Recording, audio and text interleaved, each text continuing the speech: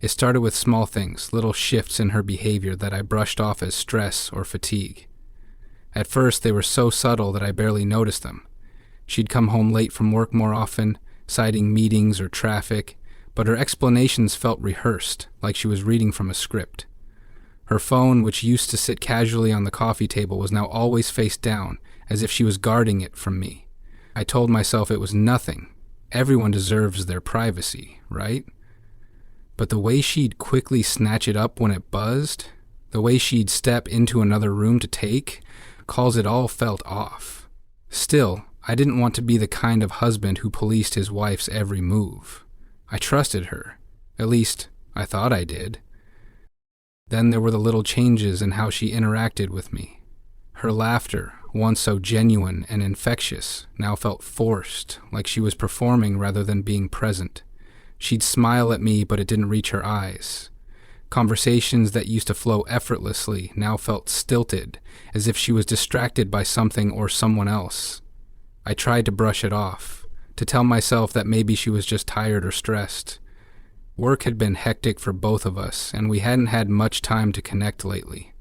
Maybe this was just a phase, a rough patch that every marriage goes through. But deep down, a nagging voice whispered that something was wrong. I began to question myself, wondering if I was the problem. Had I become boring? Had I stopped trying? I thought about all the times I'd come home exhausted from work, too tired to plan a date night or even ask her how her day was. Maybe she felt neglected. Maybe she was looking for something or someone who could give her the attention I hadn't been giving her. The weight of doubt settled on my chest, heavy and suffocating. I started blaming myself for even suspecting her. After all, we'd been married for years. We had built a life together, shared dreams, and weathered storms. How could I doubt her loyalty now? But the doubts didn't go away. If anything, they grew louder, more insistent. I found myself replaying our interactions in my mind, analyzing every word, every gesture, looking for clues. Did she seem distant because she was unhappy with me? Or was there something else going on? I hated myself for thinking this way. I didn't want to be the kind of person who second-guessed their partner, who let jealousy and insecurity take over. But the more I tried to push the thoughts away, the more they crept back in, like shadows in the corners of my mind. I started paying closer attention to her, not because I wanted to catch her in a lie, but because I needed to reassure myself that everything was okay. I noticed how she'd sometimes zone out during dinner, her mind clearly somewhere else.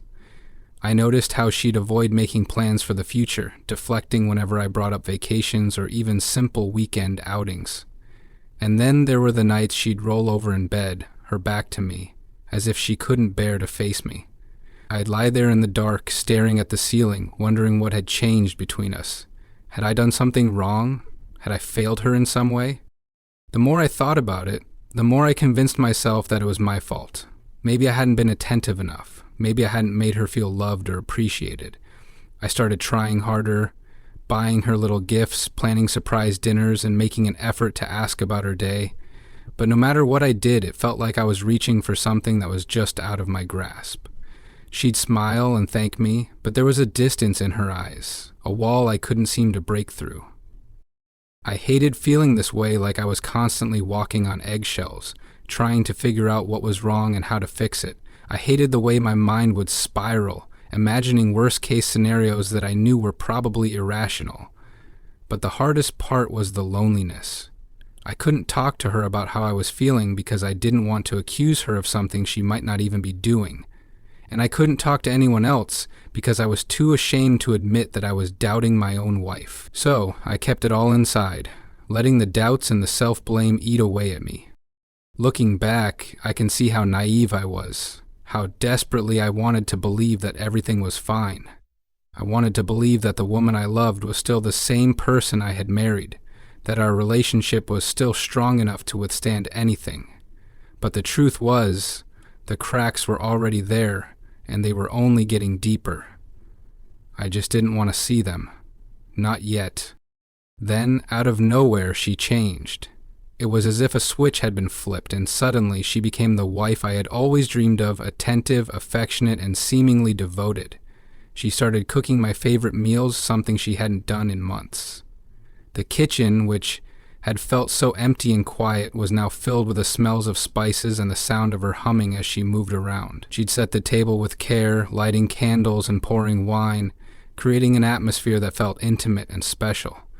It was like she was trying to recreate the early days of our relationship when everything was new and exciting. She also started planning date nights, something we hadn't done in what felt like forever. She'd surprise me with tickets to a movie or make reservations at a restaurant we used to love. At first I was thrilled. It felt like we were reconnecting, like we were finally finding our way back to each other. But as the days went on, I couldn't shake the feeling that something was off. Her efforts felt too deliberate, too calculated. It wasn't the natural, effortless affection I remembered from the past. It was as if she was following a script, playing a role rather than being herself. Her sudden devotion extended beyond just our time together. She started initiating conversations about our future, something she had avoided for months. She'd talk about where we should go on vacation, what we should do for our next anniversary, even bringing up the possibility of starting a family, a topic we hadn't discussed in years. It was everything I had wanted to hear, everything I had been longing for, but instead of feeling reassured, I felt uneasy. The timing was too perfect, too sudden. Why now?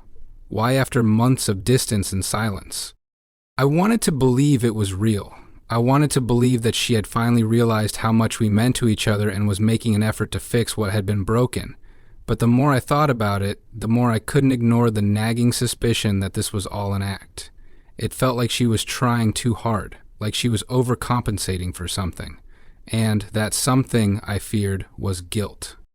I hated myself for doubting her. After all, wasn't this what I had wanted? Wasn't this the kind of relationship I had been craving? But the more she tried to convince me of her devotion, the more I questioned her motives. Was she doing this because she truly loved me, or was she trying to cover up something she didn't want me to know? The thought made me sick to my stomach, but I couldn't push it away. I started paying closer attention to her behavior, looking for signs that might confirm or ease my suspicions. I noticed how she'd sometimes glance at her phone when she thought I wasn't looking, her fingers twitching as if she wanted to check it but didn't dare. I noticed how she'd quickly change the subject whenever I brought up the past few months, deflecting my questions with a smile or a kiss. And then there were the little things. The way she'd sometimes stare off into the distance, her mind clearly somewhere else, or the way she'd tense up when I touched her, as if she was forcing herself to relax. It was exhausting, constantly analyzing her every move, trying to decipher what was real and what wasn't. I felt like I was living in two different worlds, one where everything was perfect and one where nothing was as it seemed. I wanted so badly to believe in the first world, to lose myself in the fantasy she was creating. But the more I tried, the more I felt like I was being pulled into the second, where doubt and suspicion ruled everything. I tried to talk myself out of it, to convince myself that I was overthinking things. Maybe she had just realized how much she had been neglecting me and was trying to make up for it. Maybe she had been going through something herself and was finally ready to open up. But no matter how much I tried to rationalize it, I couldn't shake the feeling that there was more to it than that. The timing was too convenient, her efforts too intense. It felt like she was trying to distract me from something, to keep me from looking too closely at what was really going on.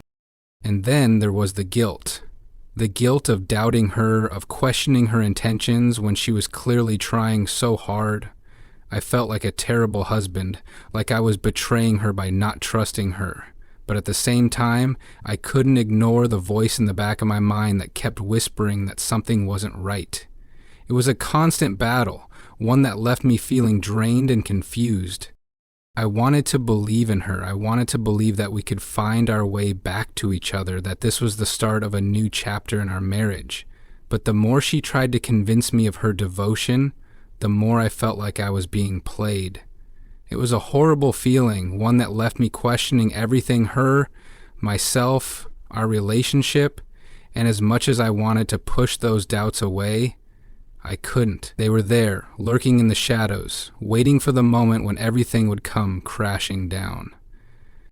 One evening, while she was in the shower, her phone buzzed on the kitchen counter. I told myself I wouldn't look. I didn't want to be that person, the jealous, distrustful husband who invades his partner's privacy. I had always prided myself on being respectful, on giving her the space she needed. But the buzz turned into a series of notifications, one after another, and curiosity got the better of me. My heart pounded as I picked up the phone, my fingers trembling as I unlocked it. What I found shattered me. The messages were from an unknown number, but the content left no room for doubt. "Darling, we need to be very careful. My husband is getting suspicious. He's clearly onto something. So for the next month, I'll be the most faithful and devoted wife." My stomach churned as I scrolled through their conversation. The details were gut-wrenching. Dates they had met, plans they had made, promises of a future together. She had been lying to me, manipulating me, all while pretending to care. The woman I loved, the woman I had built a life with, was a stranger. I felt like the ground had been ripped out from under me. My chest tightened, and I struggled to breathe as the weight of her betrayal crashed down on me.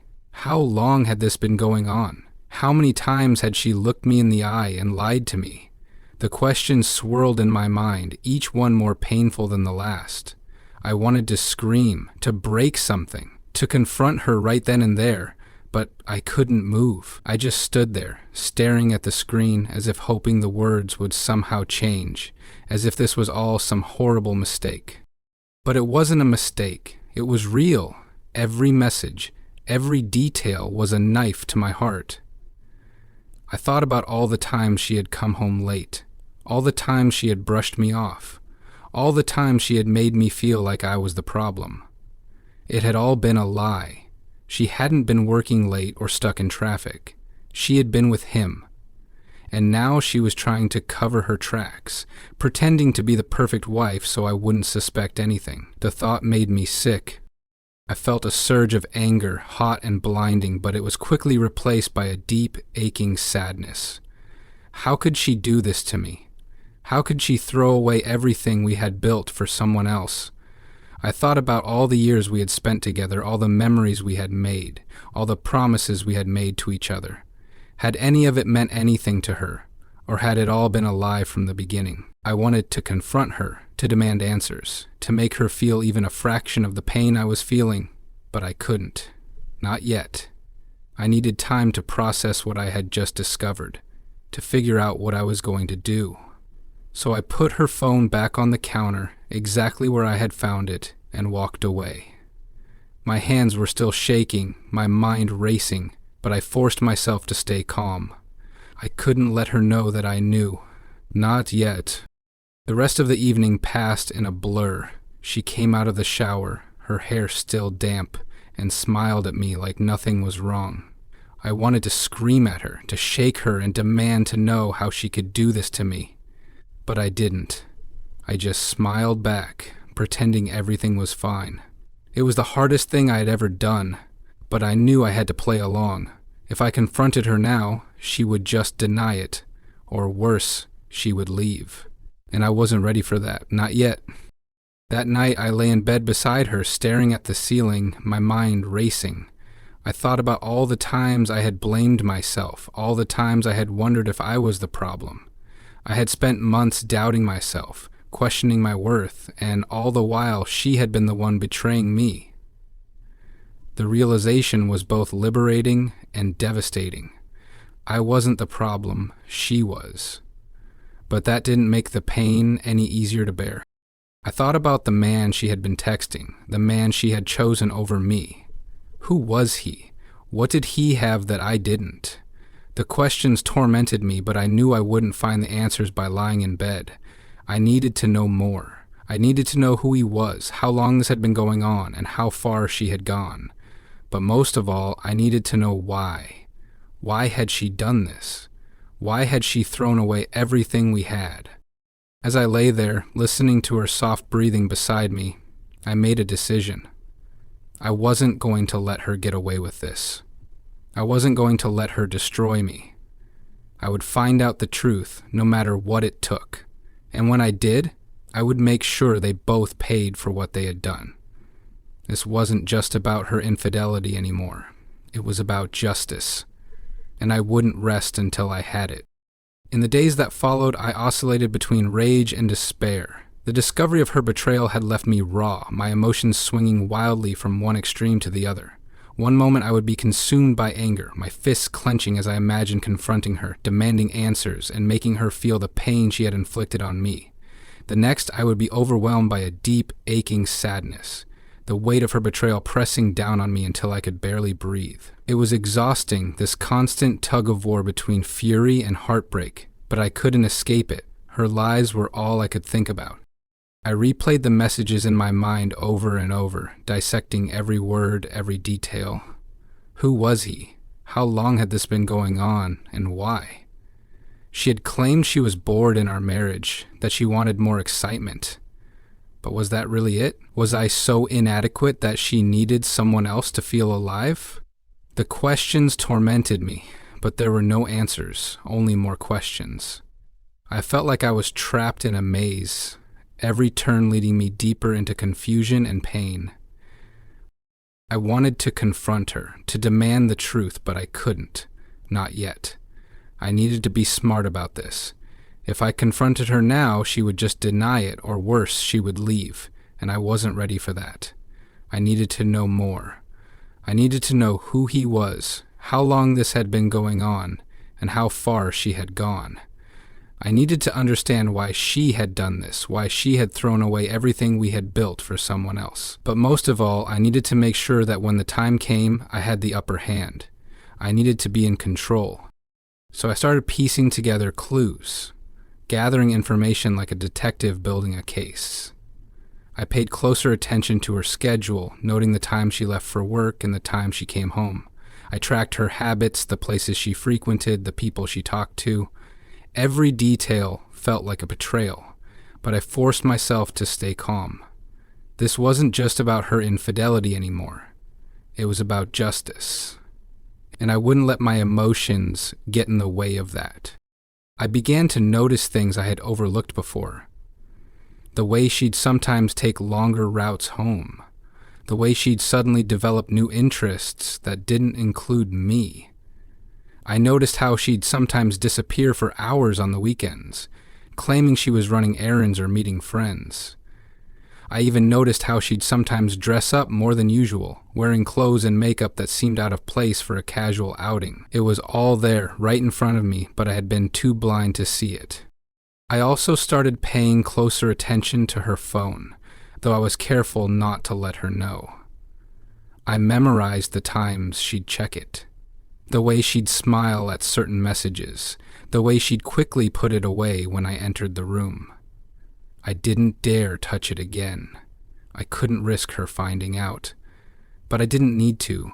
The way she guarded it told me everything I needed to know. It was her lifeline to him, the tool she used to keep their affair alive, and I hated it. But as much as I hated her phone, I knew it held the key to uncovering the truth. If I could just get my hands on it again, I could find out who he was, where he lived, what he did. I could piece together the timeline of their affair, figure out how long it had been going on and how far they had gone. But I had to be careful. If she caught me, it would all be over. So I bided my time, waiting for the right moment. In the meantime, I focused on myself. I started working out more, channeling my anger and frustration into physical activity. I threw myself into my work, using it as a distraction from the pain. I even started reconnecting with old friends, people I had neglected over the years. It felt good to have something else to focus on, something that wasn't her. But no matter what I did, I couldn't escape the thoughts that haunted me. Who was he? What did he have that I didn't? And why had she chosen him over me? The questions consumed me, but I knew I wouldn't find the answers by sitting around and wallowing in self-pity. I needed to take action. I needed to uncover the truth, no matter how painful it might be. And when I did, I would make sure they both paid for what they had done. This wasn't just about her infidelity anymore. It was about reclaiming my power, my dignity, my sense of self-worth. and I wouldn't stop until justice was served. As I dug deeper, I realized this wasn't just about exposing her affair. It was about reclaiming my power. For months, I had blamed myself, doubted my worth, and questioned my instincts. I had let her lies and manipulation eat away at me, leaving me feeling small and broken. But now I saw the truth. She had made a choice, a selfish, cruel choice. And I refused to let her destroy me any longer. This wasn't just the end of our marriage, it was the beginning of my fight for justice. And I wouldn't stop until I had it. I started planning my next steps carefully. I knew I couldn't act impulsively. If I wanted to make sure my revenge was as brutal and unforgettable as I intended, I needed to be strategic. I needed to gather as much information as possible, to build a case so airtight that there would be no room for denial or excuses. I needed to know who he was, where he lived, what he did for a living, and how deep their connection went. I needed to understand the full extent of their betrayal so that when the time came, I could strike with precision. I began by monitoring her movements more closely. I noted the times she left the house, the routes she took, and the places she frequented. I even followed her a few times, though it made me feel like a stranger in my own life. I hated the person I was becoming, but I told myself it was necessary. I needed to know the truth, no matter how ugly it was. And as I watched her, I started to see patterns. She would often visit a cafe on the other side of town, one I had never been to. She would stay there for hours, sometimes alone, sometimes with someone I couldn't quite see from a distance. It didn't take long for me to realize that this was where they met. I also started paying closer attention to her social media, though she had become more private in recent months. She rarely posted anything, and when she did, it was vague and impersonal. But I noticed that she had started following a new account, one that belonged to a man I didn't recognize. His profile was sparse, with only a few photos and no personal information, but it was enough to give me a name: Mark. I didn't know if this was the man she was seeing, but it was a starting point. I began to dig deeper, searching for any information I could find about him. It wasn't easy, but I was determined. As I pieced together the fragments of their affair, I felt a strange mix of emotions. There was anger, of course, but also a sense of clarity. For the first time in months, I felt like I was in control. I wasn't just a victim of her betrayal, I was an active participant in uncovering the truth. And with every new piece of information I gathered, I felt a little stronger, a little more empowered. But the hardest part was pretending everything was normal. I had to act like I didn't know, like I wasn't dying inside every time she smiled at me or touched me. I had to play the role of the devoted husband, just as she was playing the role of the devoted wife. It was exhausting, but I knew I couldn't let her suspect anything. If she realized I was onto her, she would become more careful and I would lose my chance to expose the truth. I also started thinking about what I would do once I had all the information I needed. I didn't just want to confront her. I wanted to make sure she felt the full weight of what she had done. I wanted her to understand the pain she had caused me, to feel the same sense of betrayal and heartbreak that I had been living with for months. And I wanted him to pay, too. He had knowingly entered into a relationship with a married woman, and he deserved to face the consequences just as much as she did. But I knew I had to be careful. Revenge, no matter how satisfying it might feel in the moment, could easily backfire. I didn't want to do anything that would come back to haunt me later. So I started planning my moves carefully, thinking through every possible outcome. I wanted my revenge to be calculated, brutal, and unforgettable, but I also wanted it to be something I could live with. As the days turned into weeks, I felt myself changing. The man I had been, the one who had blamed himself, who had doubted his worth, was gone. In his place was someone stronger, someone who refused to be a victim. I wasn't sure what the future held, but I knew one thing for certain. I wasn't going to let her betrayal define me. I was going to take control of my life, and I was going to make sure that she and he paid for what they had done. This wasn't just about revenge. It was about reclaiming my sense of self, my dignity, my power. And as I stood on the brink of uncovering the full truth, I felt a sense of resolve I hadn't felt in a long time. I was ready to face whatever came next, ready to make sure that justice was served. And when the time came, I would make sure that my revenge was as brutal and unforgettable as they deserved.